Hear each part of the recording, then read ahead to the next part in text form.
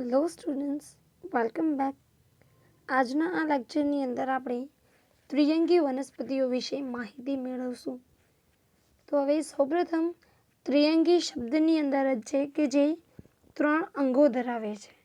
હવે 3 અંગો એટલે કે આનામાં મૂળ, પ્રકાંડ અને પર્ણ જે વનસ્પતિના મુખ્ય ભાગો છે.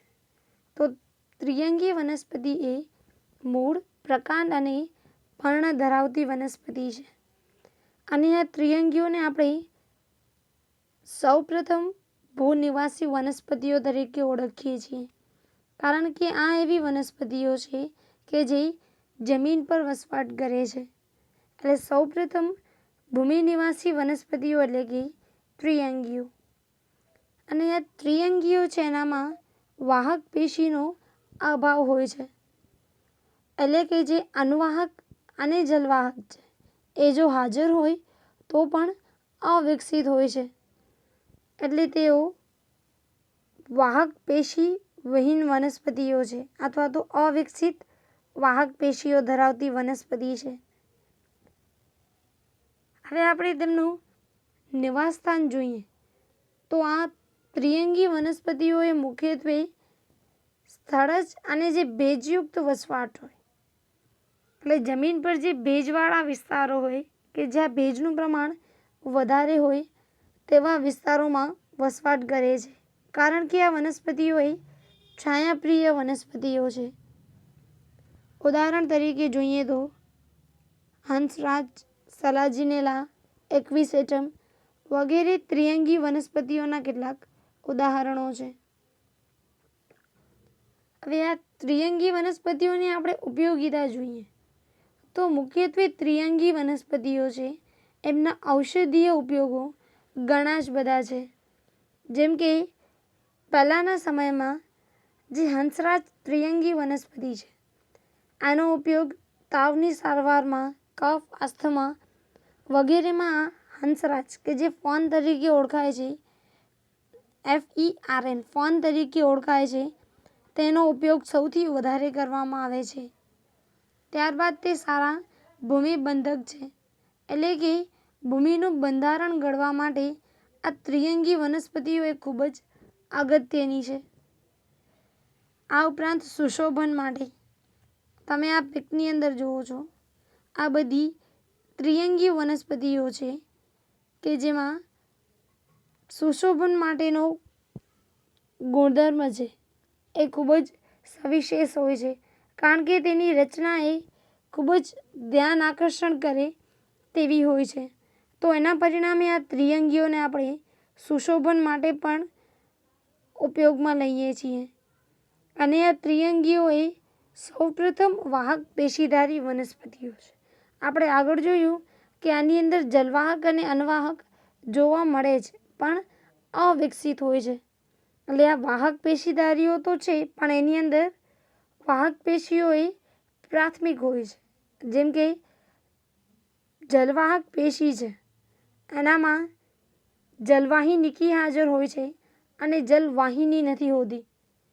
હવે આ જલવાહક પેશી જ્યારે આપણે ચેપ્ટર નંબર 6માં અભ્યાસ કરીશું ત્યારે આની ડિટેલ ચર્ચા કરીશું. અત્યારે આ જે ત્રિઅંગીઓની જલવાહક પેશી છે એનામાં જલવાહિનીકી હાજર હોય છે, જ્યારે જલવાહિનીનો અભાવ હોય છે. અને જે અનવાહક પેશી છે એનામાં ચાલની કોષ હાજર હોય છે અને ચાલની નલિકા તેમજ સાથી કોષનો અભાવ હોય છે. તો આવી રીતે તેઓ અવિકસિત વાહક પેશીઓ અનવાહક અને જલવાહક ધરાવે છે. હવે આ ત્રિઅંગી વનસ્પતિઓ છે એનું આપણે આગળ જોયું કે એમનું આખું જે વાનસ્પતિક દેહ છે એ મૂળ, પ્રકાંડ અને પર્ણ આ 3 અંગોની અંદર વિભેદિત થયેલું છે, એટલે આપણે તેને ત્રિઅંગીઓ કહીએ છીએ. હવે આ ત્રિઅંગી વનસ્પતિઓ છે એનામાં જે પ્રભાવી અવસ્થા છે એ બીજાણુજનક છે અને દ્વિઅંગીની પ્રભાવી અવસ્થા એ જન્યુજનક છે. તો આ બેમાં કન્ફ્યુઝન ના થાય એટલે તમે દ્વિજ કે જે બ્રાહ્મણનું સમાનાર્થી છે એ યાદ રાખજો. તો દ્વિજમાં દ્વિ એટલે કે દ્વિઅંગી અને એટલે કે જન્યુજનક. તો દ્વિઅંગીની પ્રભાવી અવસ્થા પૂછાય તો દ્વિજ ઉપરથી જન્યુજનક, અને બાકી રહી ત્રિઅંગી અને બીજાણુજનક અવસ્થા. તો ત્રિઅંગીનું જે પ્રભાવી અવસ્થા છે એ છે બીજાણુજનક અવસ્થા. બરાબર. તો ત્રિઅંગી વનસ્પતિઓનો મુખ્ય ધ્યેય છે એ બીજાણુજનક અવસ્થા છે, અને આની જ બીજાણુજનક અવસ્થા એ મૂળ, પ્રકાંડ અને પર્ણમાં વિભેદિત થયેલી હોય છે. હવે આપણે ત્રિઅંગીમાં સૌથી પહેલાં પર્ણોની રચના જોઈએ. તો એનામાં મુખ્યત્વે બે પ્રકારના પર્ણો ઉત્પન્ન થાય છે. એક છે સૂક્ષ્મ પર્ણો કે જે નાના હોય છે, અને બીજા છે મહાપર્ણો કે જે મોટા હોય છે. તો અહીંયા તમે આ ઉપરની તરફ જે પર્ણો જોવો છો એ છે સૂક્ષ્મ પર્ણો, અને આ નીચેની તરફના મહાપર્ણો. તો જે વનસ્પતિમાં સૂક્ષ્મ પર્ણો ઉત્પન્ન થાય છે આને આપણે સૂક્ષ્મ પર્ણી કહીશું, જેમ કે સેલાજિનેલા. અને જે વનસ્પતિમાં મોટા એટલે કે મહાપર્ણો ઉત્પન્ન થાય છે તે વનસ્પતિને આપણે મહાપર્ણી વનસ્પતિ કહીશું.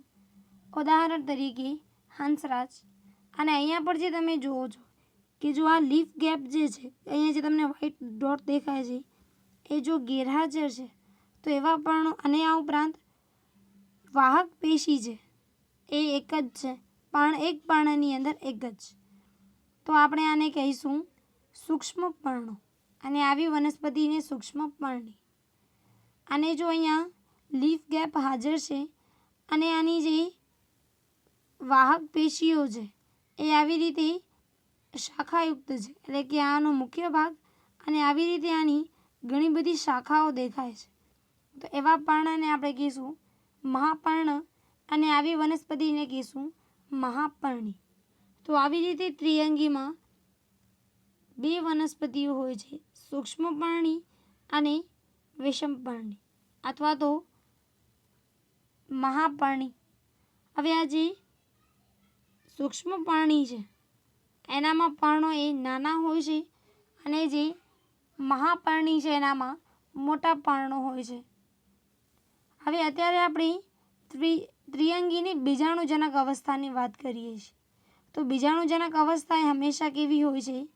તો દ્વિકીય, એટલે કે 2n. બરાબર. તો અહીંયા બીજાણુજનક અવસ્થાની મુખ્ય વિશેષતા શું છે? કે એનામાંથી બીજાણુઓ ઉત્પન્ન થશે.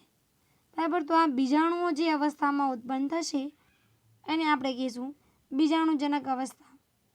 તો અહીંયા જે બીજાણુજનક અવસ્થામાંથી જે બીજાણુઓ ઉત્પન્ન થશે, તો આ બીજાણુઓ પણ એક ધાની જેવી રચનામાંથી ઉત્પન્ન થાય છે, જેને આપણે બીજાણુધાની કહીએ છીએ. તો હવે આ બીજાણુધાની છે એ ત્રિઅંગીમાં પર્ણ સાથે જોડાયેલી હોય છે. તો એવા પર્ણો કે જેના પર આ બીજાણુધાનીઓ ગોઠવાયેલી હોય છે તેને આપણે કહીશું બીજાણુપર્ણ. જેમ કે તમે આ આકૃતિમાં અહીંયા ફોટોમાં જોવો છો, તો પર્ણ ઉપર જ્યાં તમે પીળા કલરના નાના નાના ડોટ્સ જોવો છો એ બધા બીજાણુધાનીઓ છે, અને આ બીજાણુધાની છે આની અંદરથી આ બીજાણુ ઉત્પન્ન થતા હોય છે. બરાબર. તો આવું જે પર્ણ કે જેના પર બીજાણુધાનીઓ ઉત્પન્ન થાય છે તેને આપણે બીજાણુપર્ણ કહીશું. અને કેટલીક વનસ્પતિઓ જેમ કે સેલાજિનેલા, એક્વિસેટમ, આ બધામાં શું થાય છે કે આવા જે બીજાણુપર્ણો કે જેના પર બીજાણુધાની ઉત્પન્ન થઈ છે એવા બધા પર્ણો આવી રીતે ભેગા થઈ અને એક શંકુ જેવી રચના બનાવે છે, જેને આપણે પ્રશંકુ કહીએ છીએ. બરાબર. તો જો પર્ણ પર જ લઘુ બીજાણુધાનીઓ આવેલી છે તો એને આપણે કહીશું બીજાણુપર્ણ. અને આવા બીજાણુપર્ણ ભેગા થઈ અને એક કોન એટલે કે શંકુ જેવો ભાગ બનાવશે તો આપણે એને કહીશું પ્રશંકુ. તો અહીંયા જો માઇક્રોસ્કોપમાં આપણે શંકુનો અભ્યાસ કરીએ તો આવી રીતે આજે તમને આણીવાળું જે આ ભાગ દેખાય છે એ આ આણીવાળું ભાગ છે બીજાણુપર્ણ. અને આ દરેક બીજાણુપર્ણ પર આજે તમને ગોળાકાર રચના દેખાય છે એ છે બીજાણુધાની. અને આની અંદર આજે નાના નાના ટપકાઓ દેખાય છે. આ રાઉન્ડ સ્ટ્રક્ચર અને એની અંદર આમ નાના નાના ટપકા. તો આ નાના ટપકા છે એ બીજાણુઓ છે કે જે બીજાણુધાનીની અંદર ઉત્પન્ન થશે. તો હવે આ બીજાણુધાનીમાં બીજાણુ કઈ રીતે ઉત્પન્ન થશે? તો બીજાણુધાનીની અંદર જે બીજાણુ માતૃકોષ છે, તો આ બીજાણુ માતૃકોષ એ દ્વિકીય છે, એટલે કે રંગસૂત્રોની સંખ્યા 2n છે. તો હવે આ માતૃકોષ એ વિભાજન પામશે અર્ધીકરણ દ્વારા. તો આ અર્ધીકરણનો આપણે આગળ પણ અભ્યાસ કર્યો હતો કે જો જે નવા કોષો નિર્માણ પામે છે એ માતૃકોષ કરતાં અડધી સંખ્યામાં રંગસૂત્ર ધરાવતા હોય તો આવા વિભાજનને આપણે કહીશું અર્ધીકરણ. તો આવી રીતે અર્ધીકરણ દ્વારા માતૃકોષમાંથી ઘણા બધા બીજાણુઓ ઉત્પન્ન થશે. આ આપણી પાસે માતૃકોષ કે જે રંગસૂત્રની દ્રષ્ટિએ દ્વિકીય છે. તો આ માતૃકોષ એ વિભાજન પામી અને n રંગસૂત્ર ધરાવતા બીજાણુઓ ઉત્પન્ન કરે છે. અને આ જે આખી પ્રક્રિયા છે એ આ લઘુ બીજાણુધાનીની અંદર થાય છે. તો આ બીજાણુધાનીની અંદર ઘણા જ બધી સંખ્યામાં અને એકદમ નાના બીજાણુઓ ઉત્પન્ન થાય છે.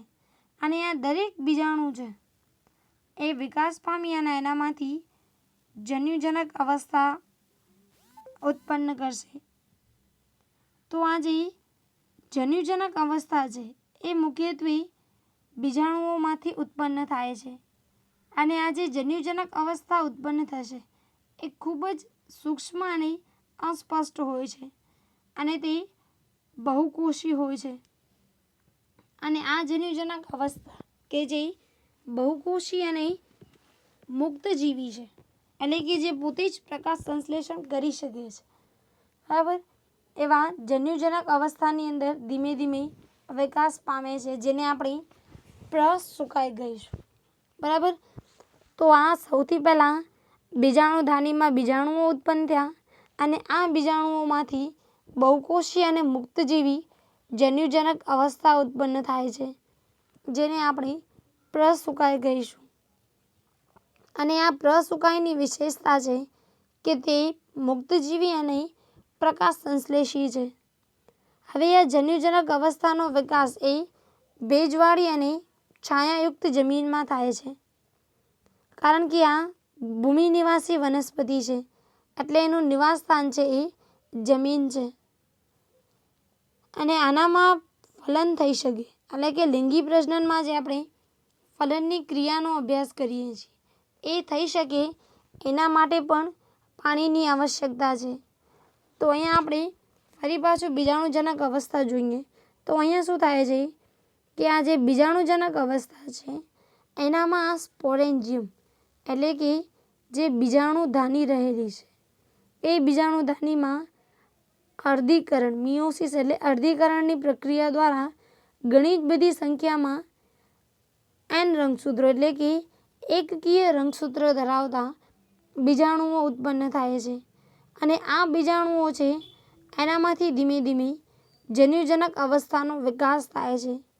અને હવે આ જે જન્યુજનક અવસ્થા છે એનો ધીમે ધીમે વિકાસ થતો જશે અને ત્યારબાદ એના પર નર અને માદા લિંગી અંગો ઉત્પન્ન થાય છે. બરાબર. અહીંયા તમે આ બંને રચનાઓ જુઓ છો. તો આનામાંથી આર્કિગોનિયમ એટલે કે સ્ત્રીજન્યુધાની અને આ પુંજન્યુધાની એમ બે લિંગી અંગો ઉત્પન્ન થાય છે. હવે આ પુંજન્યુધાનીઓ જે ઉત્પન્ન થઈ છે આનામાંથી પુંજન્યુમાંથી નરજન્યુઓ મુક્ત થશે.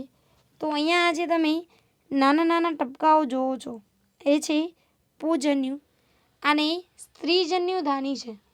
આની અંદર એક અંડકોષ ઉત્પન્ન થાય છે અને આ અંડકોષ એટલે કે માદાજન્યુ. તો અહીંયા આજે તમે ગોળાકાર રચના જોવો છો અંદરની તરફ એ છે અંડકોષ.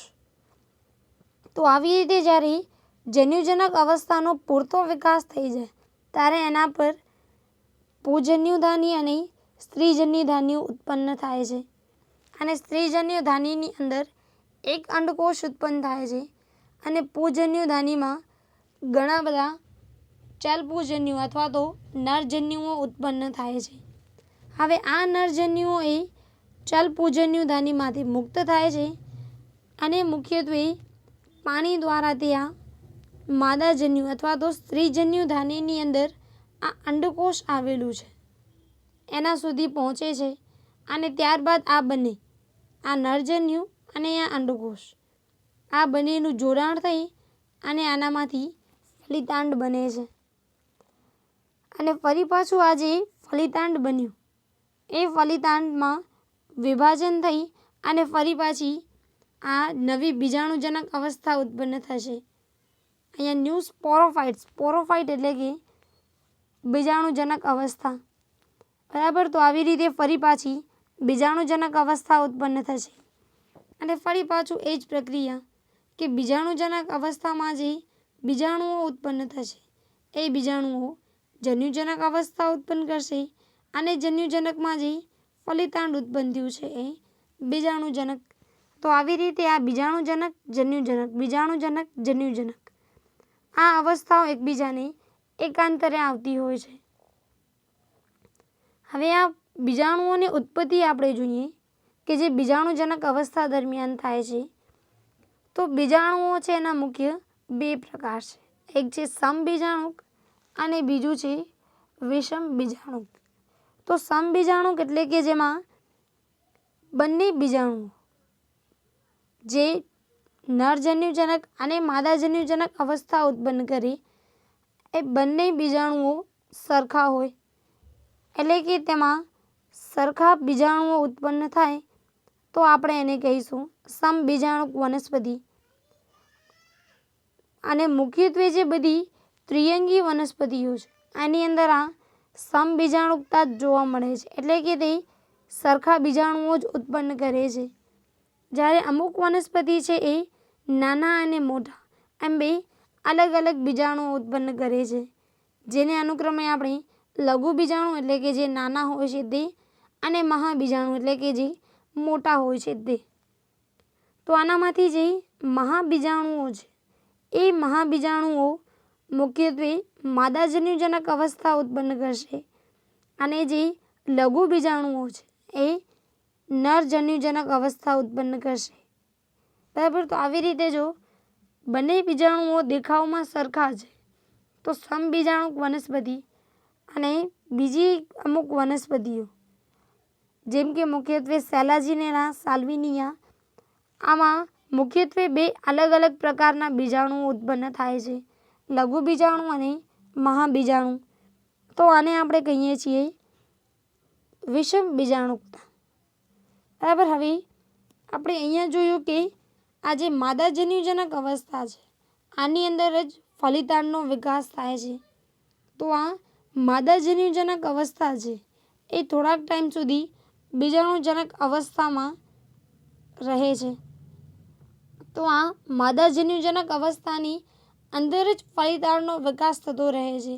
તો આને આપણે બીજ પ્રકૃતિ છે એનું પૂર્વચિહ્ન માનીએ છીએ એટલે કે આના પછીની જે વનસ્પતિઓ છે એની અંદર બીજ ઉત્પન્ન કરવાની ક્ષમતા પ્રાપ્ત થયેલી હોય છે.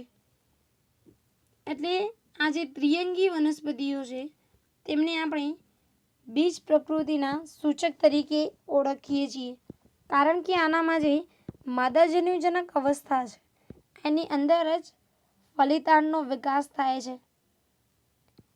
બરાબર. તો આવી રીતે ત્રિઅંગીઓની જીવનચક્રમાં બે અવસ્થાઓ આવે છે. જન્યુજનક અવસ્થા કે જે એકકીય હોય છે અને ગૌણ અવસ્થા છે અને બીજું છે બીજાણુજનક અવસ્થા કે જે મુખ્ય અને દ્વિકીય છે. હવે આપણે ત્રિઅંગીઓના થોડાક ઉદાહરણ જોઈએ તો છે હંસરાજ, એક્વિસેટમ, સાલાજિનેરા, રહાનિયા વગેરે વનસ્પતિઓ. હવે સૌથી પહેલાં આ જે ત્રિઅંગીઓ છે એ ત્રિઅંગીઓને 4 અલગ અલગ વર્ગોની અંદર વિભાજિત કરવામાં આવી છે જેમાંથી એક વર્ગ છે સાયક્લોપ્સિડા અને આ સાયક્લોપ્સિડાની અંદર આપણે મુખ્યત્વે સાયલોટમનો સમાવેશ કરીએ છીએ. અહીંયા જે તમે નીચે જુઓ છો આ છે સાયલોટમ. ત્યારબાદ ત્રિઅંગીઓનો બીજો વર્ગ લાઇકોપ્સિડા. તો આ લાઇકોપ્સિડામાં આપણે સમાવેશ કરીએ છીએ મુખ્યત્વે સેલાજિનેલા જેવી વનસ્પતિઓનું. ત્યારબાદ ત્રીજું છે સ્ફિનોપ્સિડા. આની અંદર આપણે એક્વિસેટમ કે જેને અશ્વપુચ્છ પણ કહેવાય છે તેનો સમાવેશ કરીએ છીએ. ત્યારબાદ છે ટેરોપ્સિડા. આની અંદર આપણે સમાવેશ કરીએ છીએ મુખ્યત્વે ટેરિસ, એડિયન્ટમ, ડ્રાયોપ્ટેરિસ વગેરે. તો આ અહીંયા આપણું વનસ્પતિઓમાં જે ત્રીજું જૂથ છે ત્રિઅંગીઓ એ પૂર્ણ થાય છે. હવે નેક્સ્ટ લેક્ચરની અંદર આપણે અનાવૃત બીજધારીઓ વિશે અભ્યાસ કરીશું. આ આજનું તમારું હોમવર્ક.